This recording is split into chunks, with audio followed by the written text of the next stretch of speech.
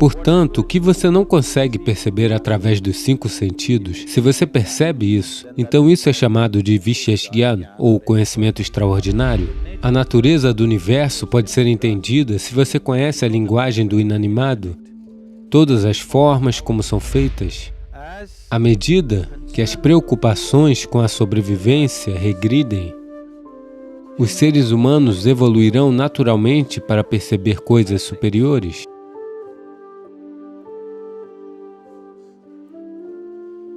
No sistema yógico, nós olhamos para o mecanismo humano desta forma. Existem 5 dimensões nele, essas são as 5 camadas dele. Normalmente elas são conhecidas como invólucros, chamadas de urai, que significa invólucro, um dentro do outro. Uma delas é o corpo físico, que é chamado de corpo de alimentos, porque este é essencialmente o monte de alimentos que acumulamos ao longo do tempo.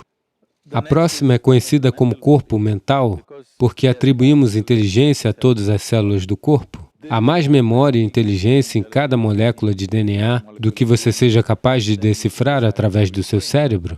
Essa quantidade de inteligência e de memória está bem aqui. A terceira camada é chamada de corpo de energia. Há 3 aspectos fundamentais, mas são os 2 primeiros que normalmente são experienciados pela maioria das pessoas, na direita e na esquerda, com 36.000 à direita e 36.000 à esquerda, caminhos ou canais, que são definidos como nadis, que se encontram em 114 diferentes pontos principais, e esses pontos são vistos como possibilidades. Portanto, o misticismo identifica esses 114, a geografia energética do corpo, e como você pode explorá-lo para transcender as limitações do mecanismo humano. Agora, a 4ª camada é chamada de Vijnana Maya Kosha. O que a palavra Vijnana significa é que ela vem de 2 palavras diferentes, Vishesh Gyan. Gyan significa conhecer ou conhecimento. Vishesh significa uma extraordinária maneira de saber. Portanto, o que você não consegue perceber através dos 5 sentidos, quando você percebe isso, então isso é chamado de Vishesh Gyan, ou de conhecimento extraordinário. Portanto, estamos falando de uma dimensão transitória que está passando do físico para o não físico.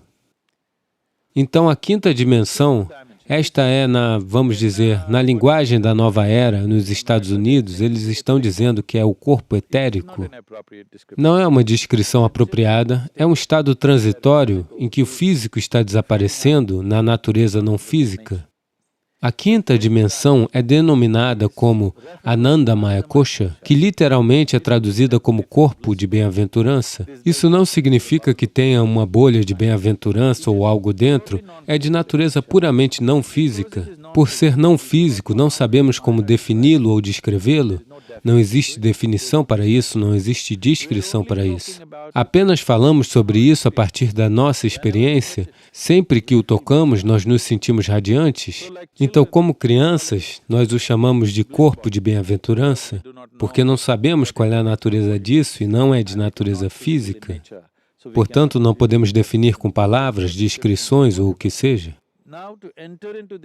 Agora, entrar nessa dimensão é todo o processo do misticismo, porque essa natureza não física será posteriormente classificada em termos da nossa experiência de quão profundamente nos envolvemos nela. Eles falam assim: você pode estar sob um leve borrifo de chuveiro vindo desse não físico, e como você estará? Ou você pode estar encharcado dele, e como você estará? Ou você pode mergulhar nele, e como você estará? É assim que é descrito. Nesse contexto, aqui eu tenho que abdicar da minha lógica um pouco, porque é até onde a minha lógica vai. O que isso significa é que elas são chamadas de diferentes dimensões da quietude. Como que a quietude pode ser de diferentes dimensões? Por exemplo, na nossa experiência, se você está... Normalmente, o ser humano respira em torno de 12 a 15 vezes por minuto. A respiração está diretamente ligada a forma como as flutuações mentais acontecem. Não sei se a ciência explorou isso, mas em nossa experiência está muito presente. Suponha que naturalmente, não por esforço, ao fazer as coisas certas com seu sistema, naturalmente, se a sua respiração cair abaixo de 11, então você começará a entender várias reverberações que estão acontecendo ao seu redor, em termos de todos os sons subsônicos com os quais os animais estão se comunicando. Isso se tornará muito óbvio para você. Se a sua respiração cair abaixo de 9, naturalmente, sem controlá-la, então, o que as plantas estão exalando, a vida das plantas, o que elas estão fazendo, isso se tornará muito óbvio para você. Se sua respiração cair abaixo de 6, então, as coisas inanimadas, como elas estão reverberando, isso é conhecido como Ritambara Pragna. Isso significa que as reverberações de todas as formas e os sons associados a elas se tornaram muito claros para você. Ou, em outras palavras, a natureza do universo pode ser percebida se você souber a linguagem do inanimado, todas as formas, como são feitas, qual é a sua natureza, o que é agora e no que evoluirá, ou o que foi ontem e no que evoluiu, tudo isso se tornará aparente para você.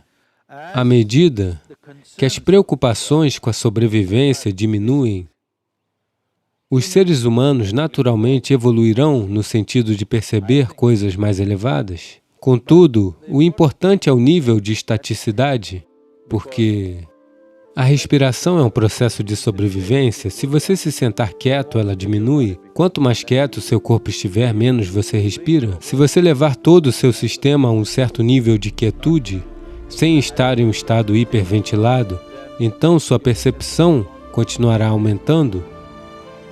Assim, à medida que a quietude se aprofunda, elas são chamadas de, você sabe, tradicionalmente, existem várias maneiras como elas são apresentadas. São geralmente chamadas de Rudra, Hara e Sadashiva. Um está quieto, mas ele é vibrante, ele está rugindo. O outro é quieto, mas ele ainda está em atividade. O outro é absolutamente quieto. Agora, sempre aquilo que é absolutamente quieto é denominado como a inteligência suprema. Tudo o mais, na ansiedade de estar ativo, está sacrificando a sua inteligência a um certo nível para estar em um estado de ação, mas aquilo que é absolutamente quieto é considerado a inteligência mais elevada. É somente no misticismo oriental que a fonte da criação sempre foi celebrada como a inteligência mais elevada. Esse é o maior erro que eu acho que as sociedades modernas fizeram. Disseram às pessoas que Deus é compaixão, que Deus é amor, que Deus é generosidade. Essas coisas só significam algo para você quando você não as possui. Se você não é amado, você vai olhar para cima, Deus deve amar você. Se você não é bem alimentado, você quer um Deus generoso. Se você está deprimido de alguma forma, você quer um Deus compassivo. Mas se você não fizer nenhuma suposição, se você olhar uma folha de grama, se você olhar uma flor, se você apenas olhar a estrutura de um átomo, uma coisa é que a fonte da criação é o mais elevado nível de inteligência que você jamais poderá reconhecer em qualquer lugar. Se você olhar para a criação, ela está cheia de inteligência por todos os lados. Bastaria termos dito às pessoas que Deus é inteligência, nós teríamos um mundo mais sensato. É isso que estou pensando e é o que estou tentando trazer para a experiência das pessoas que a fonte da criação é a inteligência. Se você reconhecesse isso, você tentaria se igualar a Ele.